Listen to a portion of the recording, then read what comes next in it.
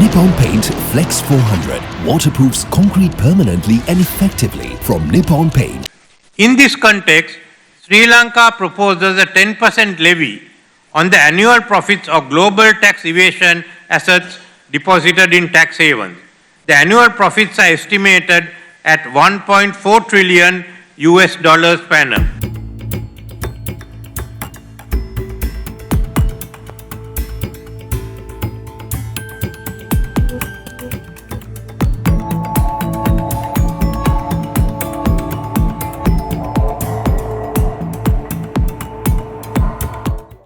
President Ranil Wickremesinghe, addressing the 10th World Water Forum held in Bali, Indonesia yesterday, highlighting the stark contrast between global funding priorities, pointing out the willingness of the global north to fund death and destruction in Ukraine while showing reluctance to finance measures to combat climate change. Accordingly, President Wickremesinghe proposed a 10% levy on the annual profits of global tax evasion assets deposited in tax havens, estimated at $1.4 trillion annually. He suggested that funds raised through this levy could support blended finance projects focused on climate change adaptation and mitigation.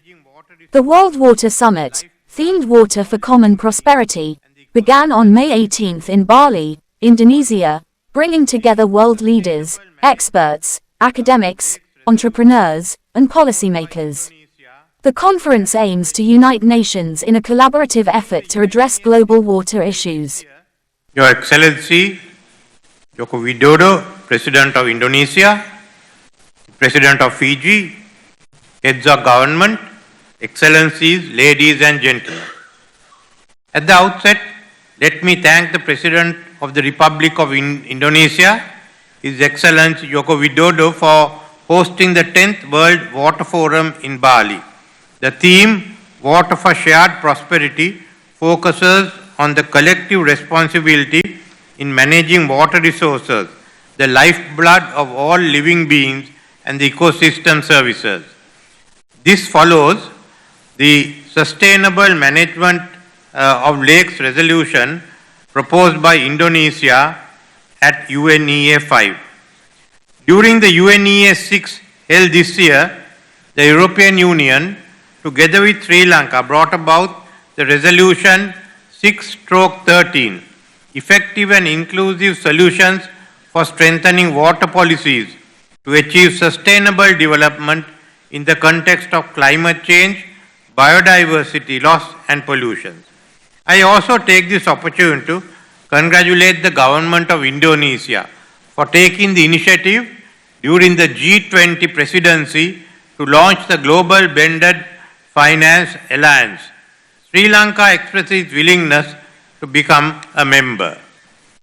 Climate change and water stress are two sides of the same coin. The cumulative effects of climate change are the main reasons for what we see today as the water resource crisis. According to IPCC projected climate scenarios till 2090, Sri Lanka's dry zone will get drier and the wet zone will get wetter in an unprecedented manner.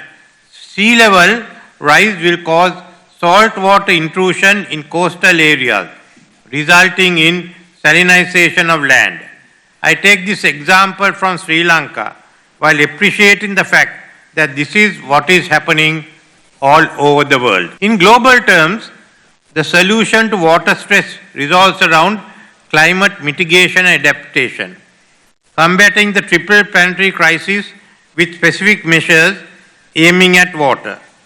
In the nationally determined contributions, water is classified under the adaptation sectors. On the other hand, mitigation is equally important as emissions are the root cause. Combating the threats to water resources posed by climate change requires colossal amounts of financial resources. The global north has failed miserably in adhering to the commitments to provide financial resources for climate change. There is a notable lack of political will after the euphoria of the Glasgow Conference of Parties was over. Climate change denial is gaining ground in the West. The establishment of the Loss and Damage Fund, after long drag, if effectively implemented, can help to bridge the gap. This is a big if. The summit for a new global financing pact will hopefully reach a conclusion by September this year. Nevertheless, the final outcome will depend on the results of the US presidential election in November.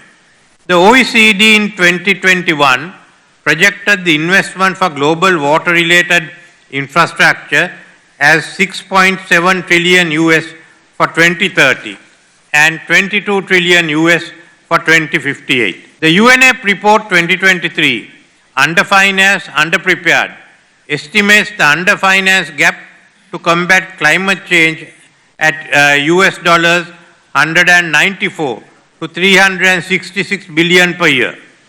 The global north is willing to fund death and destruction in the Ukraine, but there is an unwillingness to fund measures to avoid death and destruction caused by climate change.